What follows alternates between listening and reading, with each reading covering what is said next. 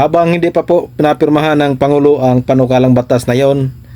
So, another tips tayo mga kapobre.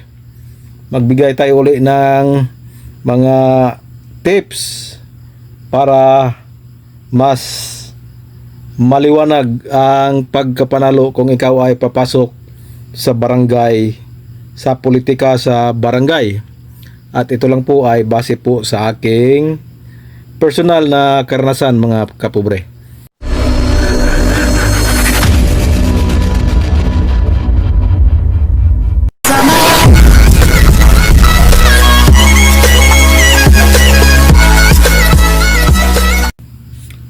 Hello, magandang gabi mga kapobre. Time check is 6:30 na po ng gabi. So wala po tayong upload kanina kasi nga lagi nating inaantay yung update sa pagpirma ng Pangulo sa panukalang batas na postponing the barangay and SK election. Pero hanggang maghapon wala pa po, hindi pa po napirmahan. Kaya habang hindi pa po pinapirmahan ng Pangulo ang panukalang batas na yon, so another tips tayo mga kapobre.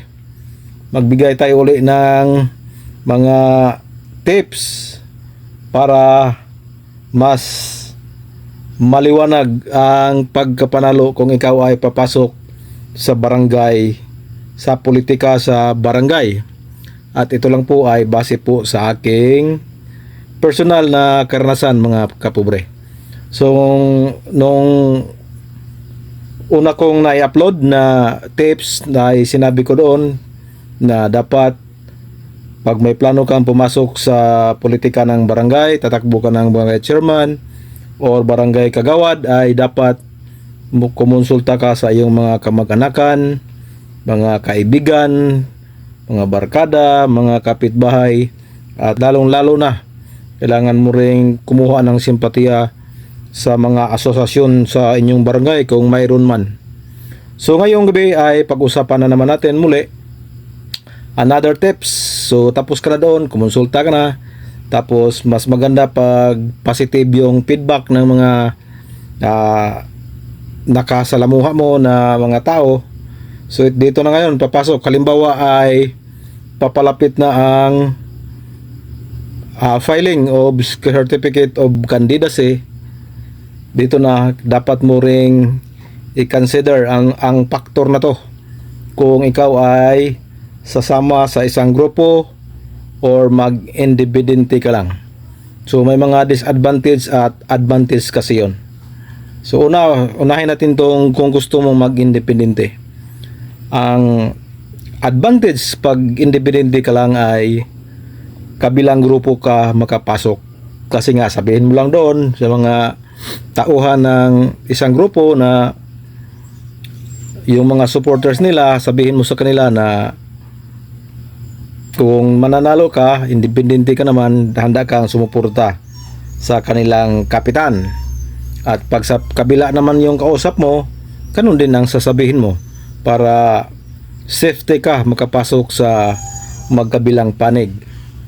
So, ang disadvantage naman pag independente ka ay solo mo yung gastos. Halimbawa, pag mangampanya ka or pupunta ka ng isang purok, ay di mawala yung mga painom, snack, ay bugbog ka doon sa gastos. Solo mo. Samantalang, pag nandyan ka sa grupo ay ma-minimize yung gastos kasi nga mag-ambag-ambag kayo para sa painom, pakain. Ganun yun eh. So yun lang po ang problema pagka independente ka. So pag nandoon ka sa grupo, mas maganda. Kasi nga sa gastos is ma-minimize. Saka maganda rin yung nasa grupo ka kasi sigurado na yung boto mo. Kasi yung kagrupo na 7 plus si kapitan ay may usapan naman kayo na dapat straight vote kayo. Huwag pumick up sa kabila kasi may malaglag sa inyo pag pumick up sa kabila. Kaya yun ang advantage. So dapat isiping mabuti kung sino man ang gustong tatakbo, kung papasok sa grupo or independente.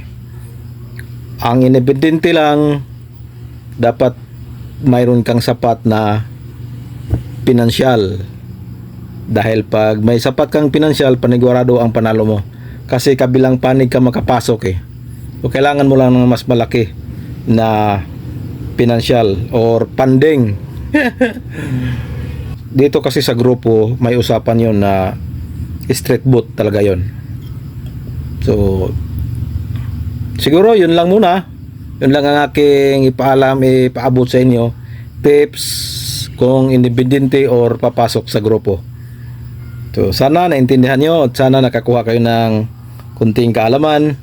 Sa sunod marami pa tayong tips. Susunod marami pa tayong pag-usapan. Ay bahagi ko sa inyo yung aking mga personal na karanasan. Magandang gabi at hanggang dito na lang. Magandang gabi sa inyong lahat at antayin natin ang pagpirma ng Pangulo sa term setting bill. Bye bye, God bless, I love you all. Babus.